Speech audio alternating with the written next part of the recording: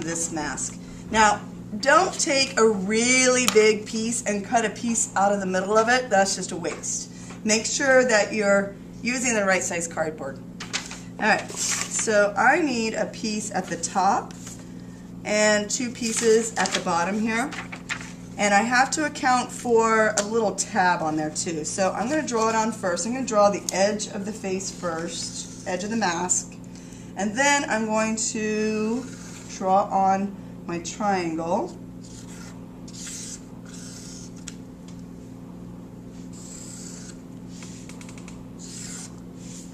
Like that.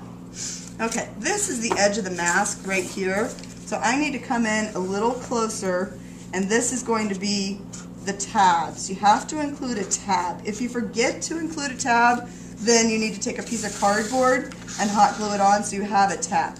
If you try to attach a piece of cardboard straight on like that, there's no surface area to attach that to. You have to make sure that you've got a little tab to attach. Okay, so I'm going to cut out my triangle for the top.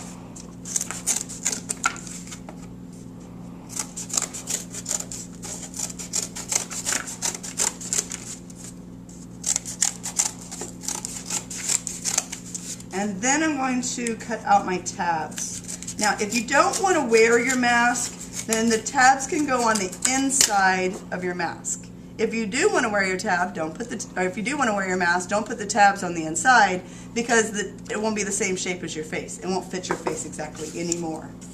And then I cut my little lines up to make my tabs. And I'm going to fold those over.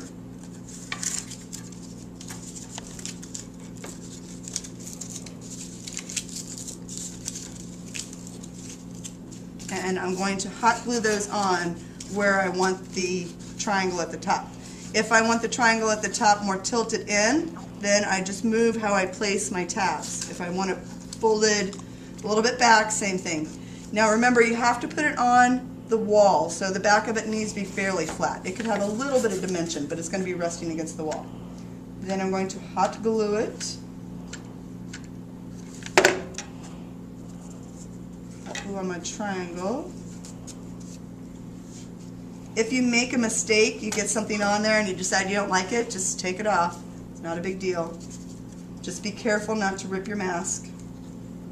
Okay, then for the bottom half, he needs 2 more triangles at the bottom. I would make 1 triangle, trace it, and then cut it out and make the other triangle. For his diamond at the top, and the diamond, he wants a big ruby right here.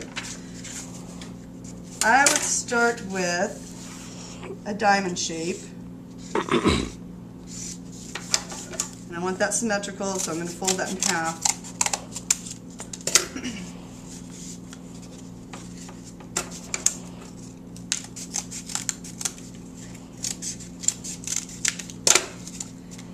And then, clearly that's too big. It needs to be smaller than that. And then I would build it up with some more cardboard to make it more three-dimensional, so it comes up in the center. And that would just take a little bit of practice and some problem-solving skills. 90% of this project is problem-solving skills. I'm not going to bail you out to figure stuff out. You're going to have to figure some stuff out yourself. For this diamond, I would cut into this and just practice a little bit and see if I could make this a little bit more three-dimensional with the cardboard, and just see how that works.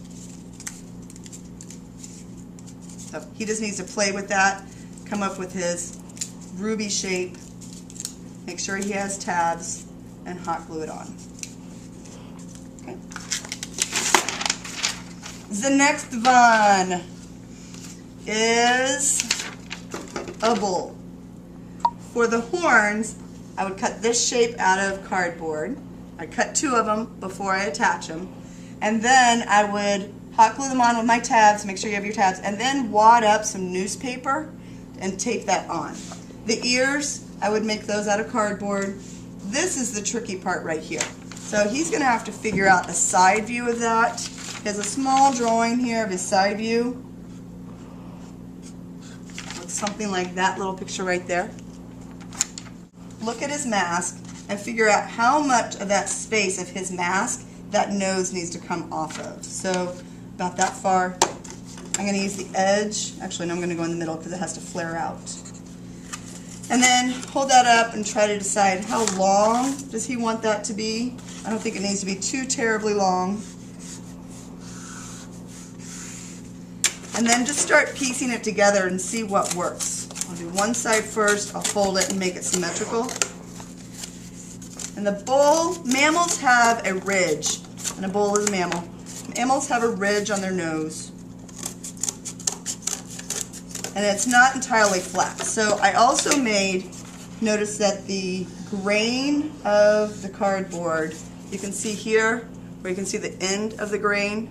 Here you can't see the end. You want to go with the grain of the cardboard. So like grains of wood, it's the same concept. The lines go this way. So I'm going that way so that I can bend it. Let me go ahead and trace it so I get it symmetrical.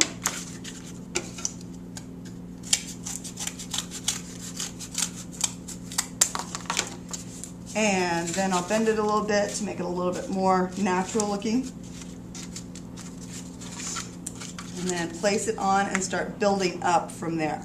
Now, I also need to put on my tabs. So when you put your tabs on a piece like this, I draw my guideline on, and I'm going to score it. I'm not going to cut all the way through with my X-Acto blade, I'm just going to score it.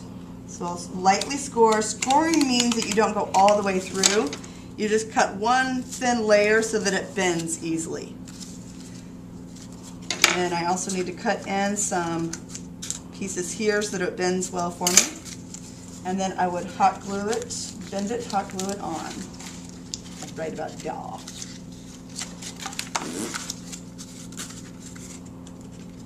Easier said than done, apparently. And hot glue it on, and then start building up all the individual pieces of the mask. Now for this part here, where he has like this detail above the eyes, first of all, the eyes are a nice shape, but they're not the shape of his mask. So he would need to make some eyes the shape that he wants them. So he'll draw on the shape of eye that he wants. Like that. I actually think I need it a little bit bigger. Do I need it bigger? That eye looks like Spider-Man now. Maybe that's not quite the shape. Let's see.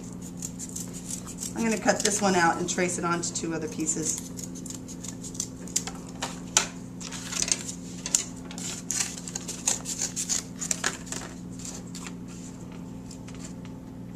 You want to look at the thickness of your cardboard too. The cardboard I'm using right now is pretty thick. I'm not sure if that's going to bend very well over the eye, so I'm going to find a slightly thinner piece.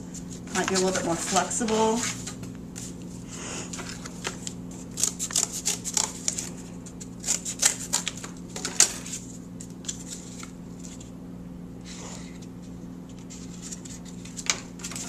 Draw that eye back on, and then I'm going to go around it, because on the last one you really won't see. This one I did over here.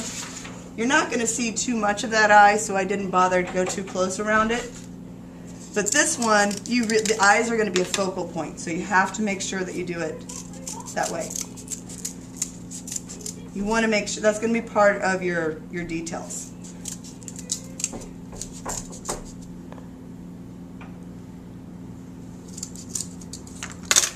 So then I would glue on a piece of wire mesh.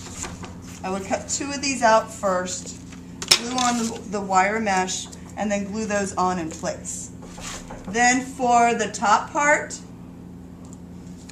up here, I would use a piece of newspaper, and I would make both of these pieces at the same time. Now, if this is too big, instead of starting all over, you could just try to squish it with some more tape and make it a little bit thinner. So let's go ahead and attach this side. So we're going to make him take this all off and trace it for the next side, for the other side.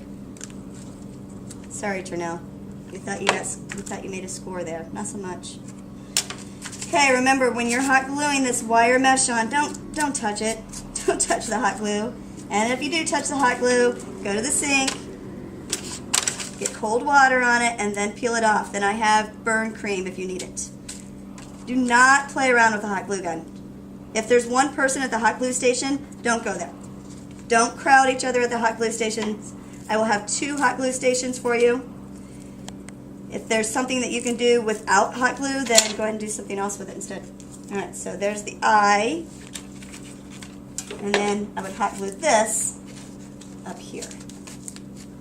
It's starting to be hard to manipulate because I've got so much tape on it. Not that. Alright. Then for little details like this right here, you would use plaster gauze to create that detail. And you can use it just like you use clay. So you get it wet, and then you just make a coil out of it, twist it up.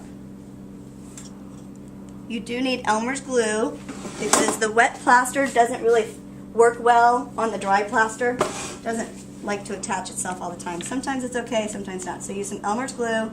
Just put plenty of Elmer's glue on there, and then attach your lines the way you want them, like that. So you'll have a little bit of a ridge. You can do some really cool designs with that. If you're doing a Mardi Gras mask, something with a lot of swirls on it, this is totally the way to do it. Okay, so you're going to use these materials. You're going to use cardboard and newspaper, recycled materials. If you were making a gas mask, then like a cat food can would be a good size for recycled materials. Tape and hot glue, those are going to be your major things. You can't tape or hot glue on wet materials, so don't try to hot glue anything that's wet. Tape, not going to be a good adhesive either. If you really think that it's wet and it needs to be attached, you could use Elmer's glue.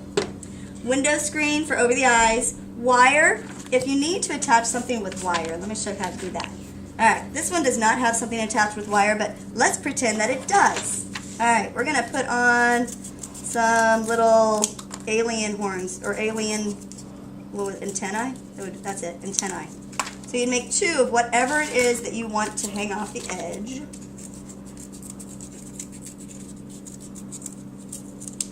Then you take your wire, and you also need to have a piece to attach the wire to your mask. So I'd have a little piece here to attach to the end of the wire that I'll hot glue on there. Take my wire, bend it a little bit. Bend it a little bit like that so that it's not going to pull straight out. If I have it hot glued in there like that, then that could pull straight out. So I'm going to bend it. I'm going to hot glue it between 2 pieces like that. So here's my little antennae. If I were doing like a little alien, I'm going to hot glue this wire in there, and I'm going to sandwich it in there just like that. Then I would hot glue a little scrap, and you don't need it too big. You know, just hot glue a little scrap on the other end of that wire so you have something to attach it to. This is good if you have little alien antennas, or if you have stars that are coming off, or a little crown that's just sort of hanging above. This piece of wire doesn't need to be, or this piece of cardboard doesn't need to be too big, but I do need to make sure that I can bend that and hot glue that in there. Small pieces, be really careful with that hot glue gun. And then I've got a nice secure piece that I can attach on wherever I needed it to. Okay? And then the plaster gauze, you're going to cover everything that you do with cardboard. You're going to cover all of that with plaster gauze. If you have little bitty pieces, like let's say you have a whole bunch of little planets all the way around your mask, you would make all these little pieces, plaster gauze them. You wouldn't need to plaster gauze this piece. I would attach that to your mask and then plaster gauze over that. So anywhere that you have cardboard, you're going to cover it with plaster gauze. Anywhere you have newspaper, you're going to cover it with plaster gauze. Also, your plaster gauze can be used for cool little details like so. Alright, so make sure that at all times your drawing is on your desk. I need for you to make sure that you have it diagrammed so that when I come up, I say, okay, how are you doing this? You can tell me. Well, see right here, I'm making that out of cardboard. So make sure that you have everything diagrammed. Alright, be good, be great, be awesome. Do it!